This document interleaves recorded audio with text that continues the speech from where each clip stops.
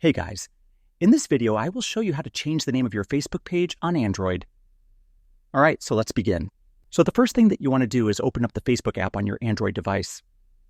Over here, tap on the three lines at the top or bottom corner depending on your app version. Then, select the page for which you want to change the name. Over here, I will select the page I want to edit, and then tap on Settings. Over here, the Facebook page settings will open.